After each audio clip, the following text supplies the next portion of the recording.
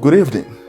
Welcome to our podcast. So our podcast is called Builders Who Scale, the CEO Audit. And my name is Miraz Gouveia. I'm a procurement specialist who is more than 7 years in helping businesses unlock value in supply chain management. And with me here is my co-host. Introduce yourself. Yes, good evening. My name is Michael Wachkoka. I am a global speaker. I am a business consultant. I am an author. I wrote also a number of books, and this is one of the books that we are going to discuss tonight. And I am also an executive vice president and board member of Maryland Writers Association. And I'm also part of a business trainer with the Maryland Writers Association. So today we want just to discuss about the topic, builders who scale. And we want also to see how can we work with CEOs, how can we help them to elevate, not just to elevate, but also to scale their business. Exactly, and also unlock the value in their operations. That's the most important. So I think to start off, I will ask my co-host the two types of CEOs that we have in the market and how you can identify those two types of CEOs. So the purpose of this podcast is for us to partner with those CEOs in a soft consulting way where we can help them, work with them, build structures and build systems that they can implement in their operations, that they can unlock value, especially in this day and age where we have AI coming in place. We have more of geopolitical space. So to start with, I'll leave it to my co-host, Michael. That's a good one. So we're going to find that today, because of so many things that are happening, you talked about the geopolitical shift. We talked about the technological side where AI is taking over. So therefore, it is a good way if a CEO can implement what we now saying shift from what we call caretaker CEO. Okay. Maybe I need to explain what is a caretaker CEO. Right. A caretaker CEO is a CEO who's just managing people on a day-to-day basis. If I'm saying managing people, I'm saying what we have been doing for the past 2 years is still the same thing, same product, same services, and we just depend on a number of customers that we've built over time. Okay. So we are leveraging on the clients, but we are going to find that they will be likely to have a small margin growth. Okay. Just say 1%, 2%, 3%. There is no exponential growth. But if a competitor comes on board, can swiftly change and turn the tide and overtake the competitor. Because the idea, each and every business should be able to build a business that can scale. Okay. If a business can scale, it's going to have an exponential growth, not just over time, but within a stipulated period of time. And in doing that, that's why we call builders who scale for this podcast. Okay. We want business to scale. But for them to scale, they have to have what we call a controlled disruption, as we have alluded in this book. Okay. So everything that you're talking about is in this book? Everything that we're going to do is based in this book. Okay. And everything, so we are just extracting some points as we go, but everything is from the book, this book, Builders Who Scale. And that's why we say, Builders Who Scale, the CEO Audit. So we are helping. This podcast is not about, looking down upon CEOs. CEOs are very important people because they are doing a lot of good work, not just on a macro level, but even if on a big macro level. Macro level, okay. They contribute to the GDP of the country, United States, That is true. and they do a lot of things. But if we can try also to work with them, let's disrupt the way we do things. Okay. Let's move from the comfort zone and comfort level. For example, someone will ask a question, as you have alluded before. what is control disruption? Because if you have a caretaker CEO, how can we turn the tide? So there's a term that I wrote even in the book called controlled disruption. Okay. So which means now, you don't need to wait for a market to destroy or to disrupt you, but you're going to deliberately and intentionally introduce a new product. In the book, I say it is ideal for a CEO to come up with a new product at least 6 months to 8 months, each and 6 months, 8 months. And I know people would ask a question: is it possible? Yes. Is it possible to come up with a product within 6 months, after every 6 months? Right. Okay, here's the thing. Also, what we call a new product in business, it can be an existing product. For example, I'm talking of this book, right? If I want now to make this book a new product, it's already there, it's written, it's public on Amazon, it's everything. So what I'm going to do, I'm going to put on some video to support what's there already. Of course, there are frequently asked questions, there are action prompts, there are reflection questions, there are some case studies, yes. But I can just add a little bit and then I increase the cost of price the book. That is By true. doing that, it becomes a new product. That is true, because I once read somewhere where you were saying that innovation takes 2 forms.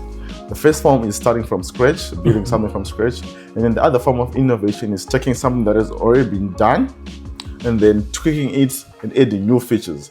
So those are two types of ways that you can innovate. You can implement innovation within your own organization. One, you probably look for a new product that has never been done before. Right. So that probably entails funding or financing the research and development department within your organization to research on new ways on how to service your market, new systems that are cost cutting as well. So thank you very much for actually deconstructing the 2 types of CEOs that we have. And then let's say I'm a CEO. I've been running my company for 20 years. And yes, growth has been there, but it hasn't been Some marginal growth, yeah. It was a marginal growth, right? And I'm stuck in my ways. How best can I change my mind? Because changing your mindset is different from someone who's going into the CEO for the first time compared to someone who's been in the CEO position for 20 times. They have their own ways. I'm set in my ways. How best can I change my mind towards That's very true. building? That's very true. So now, here's the thing. When you always want to introduce a new product, but as we've alluded before, we talked about 2 things. We talked about either modifying an existing product so that it becomes a new product. A new product, okay. What qualifies it to be a new product? It is the value addition that I've just added on. Okay. If I was getting $20 from the product, I modified either by adding some features, adding some a little bit of some features or another stuff, then it becomes a new product according to our sense. Why? Because it has unlocked the new value. New value, yeah. Revenue is going to be increased, as I alluded before. If it was going for $20, then we add a little bit of 5 whatever, it has increased new value. With just a little bit of increase in cost of production. Okay. Remember scaling, the difference between growth and scaling, right? Growth is whereby you are increasing in number of size. It could be restaurant. It can be one restaurant, you open the second one, it's growth. 3rd, 4th, 5th is growth. That's growth, yeah. But in terms of cost of production, let's put it in gross profit margin. We want to see at what level and what scale is this growth taking place. So now when you're talking of scaling now, there's an exponential rise in revenue. While this the cost of production or cost of sales is kept at a minimum level. So now that becomes a scaling. But your question, you said, a CEO wants now to move into the controlled disruption we talk about. Yes. What could be the best way? Right, the best way is, look at this way. If you want to start a new product and level modification, you're gonna need to validate That's a product. So you're Yes. gonna get out a pilot product, right? You're gonna some call it pilot project, whichever way, because it's an idea. So now that idea, it cannot go to the market because you make some losses. I know there are other departments where they call research and development departments. The research and development is there to carry out the things that you would need on the market. But in the same book now, there's a topic I said MVPs, which is called minimum valuable product. Yes. Right. So the minimum valuable product, what we're going to do, we are testing. What is the minimum valuable product? In short, it's just a sample of a product. Okay. Let me say, when I was writing this book, I went to Africa with this book, not as it is now. Was this last year or this year? Last year. Last year, okay. Last year, October 2025. So I went with this book. It was not a full book. It was a concept. We call it concept book from author's point of view. Oh, so it's just the framework, the skeleton? It's a framework, it's a skeleton, which is, if I could call it, maybe 80% complete. All right. The completion rate is just about 80%. It's almost everything is put inside, but it's not yet a fully book that we can publish on Amazon. So now what you do now, you're gonna give some CEOs, please, can you read this one? What's your take on this one? So you're gonna pick CEOs and people who you know can contribute effectively in the production of this book. Okay. So once you do that, so you're doing more like sampling. Once you hear the feedback, you can either modify or change depending with the output. Okay. What the people are talking about. Okay, so you are going into the market with your product, right? And then you are sampling the market with, let's say, I am building a social media for we're in Maryland, right? But I can do the sample at, let's say, Maryland University. So we have a controlled sample size, that we can work with. So we use that product, that you call the MVP. That's the minimum viable product. Yes. So how it's being received by the market will determine the direction that you're going to take. So let's say if you have positive feedback, you're going to continue with publishing the book. If there's negative feedback, you're going to change it a little bit so that it. But how do you identify that market that you want to service? So it now depends. Now you know exactly if you're talking of the books for CEOs. So you're gonna not talk of university students in this case. Yes, in this University of Maryland cannot do students here. So you're gonna now go to CEOs, right? That you know exactly they need this book in terms of how can they add value, because each and every organization they look about, is it going to add value to what I do? Is it going to give me competitive advantage over others?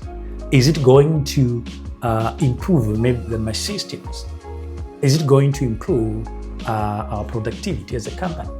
So all these answers, now when you tick all the boxes here, now you come up with a point, okay, these are the right people, this is the right segment, the right market for my concept book, according to example I used. Okay. Thank you for sharing that way. So my question also was, because we were talking about the market. I am in the executive. I'm a top manager in my company, but I am actually being a prospect for a CEO position.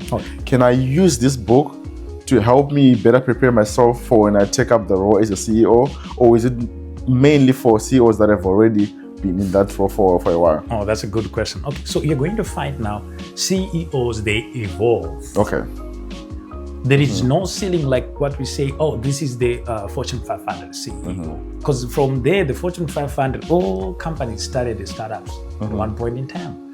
The Googles, Amazon, the banks and everything. But they evolved over time when they put some systems, some people, resources and everything until it grows in scaling and everything. So which means now, each and every, as long as you're a CEO, it doesn't matter at the macro, at the small level, at the entrepreneur and at the builder, it is you are a builder.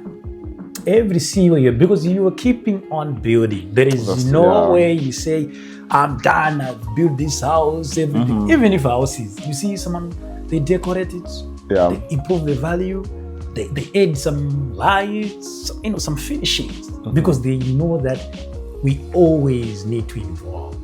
So, which means each and every, and in this also book, I gave some reflection questions. Oh, Some at the practical end of study. every chapter? Every chapter, end of chapter. Okay. The idea is to, what have you read from the book? How is it going to add value?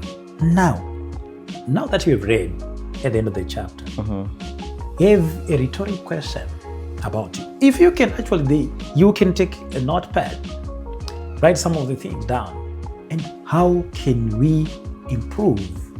Because at the end of the day, you get competitive advantage when you do something your competitor is not doing. I'm not doing. Okay. That is so much information to take in right now. So judging from my background, right? This is a question you probably might relate to this question as well. I grew up reading books, but I found that some of the books I couldn't relate to them because I was in a different market. Right. So we have CEOs from different markets. We have Right. CEOs in the Asian market, CEOs in the African market, CEOs in the Northern America. Yeah, sometimes those books that I used to read growing up, they wouldn't be relatable in terms of the scale of the information that they were putting. Like, I couldn't localize it. So with this book, are there any systems or any programs or any structures that you've suggested, recommended in this book that are targeted to all those different markets that we have? Yes. So you're going to find now in the case studies, if you're using case study, you're talking of a proven idea, concept that is being in use. Okay. As we see companies you see today, they are because of a result of concept that they've done, models they've used, frameworks that they've used. So it's something that is tangible, right? And also there's some ultimate practical information, practical evidence, working with leadership, CEOs, working with executives. So you pick some of those things and add to this. So which means, to answer your question, this book is universal. Why? It is each and every desire for every company to scale. Because if you scale, that's exponential growth. Yes. Everyone wants exponential growth because why? It increases the rate of your profits. Profitability, which is the main key. Every shareholder, The last time I was talking to this executive, we had a CEO conference, and this executive said, "You know what? I always want to scale my business, but I have some other people who are kind of like blocking and everything." And then we talked now, and they said no. I said, what about the board of directors? Because the board of directors, they want a return on investment. Shareholders, they want to be happy. You have to keep them happy. Yes, but they can be happy by money. Only money can make them. They want to see numbers going up. Numbers going up. They want to see the numbers. We call it move the needle. You have to move the needle. See, every CEO must move the needle, because if they move also the needle, the shareholder is happy, and the shareholder will make also them happy by remuneration, paycheck, and bonuses, and benefits, fringe benefits. I think that's it. Yeah. So you actually touched on profitability, right? I'm just going to add on to say that the profitability will take two forms, right? Because there's profitability by scaling, by putting out new products, right? And then there's also profitability by working backwards, by seeing how we can cut down on cost. So if you cut down on cost, that will increase our using the profitability equation, which is profit is equal to revenue times units. If we reduce the cost of production per unit, that will also result in the profitability. So I think as CEOs, right, we probably need to focus more on how best we can limit the cost that we're incurring in our businesses. What are some of the ways that we can optimize the cost? So we do have different departments. We have procurement departments, HR, finance, the manufacturing. Are we streamlining? Are we having a streamlined process of operations?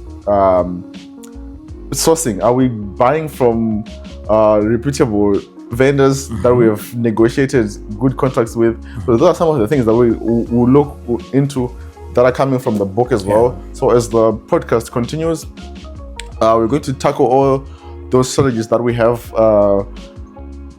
in place for you. So for you, you just have to sit down, relax, and then take down your notes, because we're going to dissect each and every pillar that you can implement in your business to help your business scale. And like you said, make sure that we keep the move the needle. That we move the needle. Yes, we have to move the needle. Because whatever we do, we have to move the needle. Yes. Because builders will scale.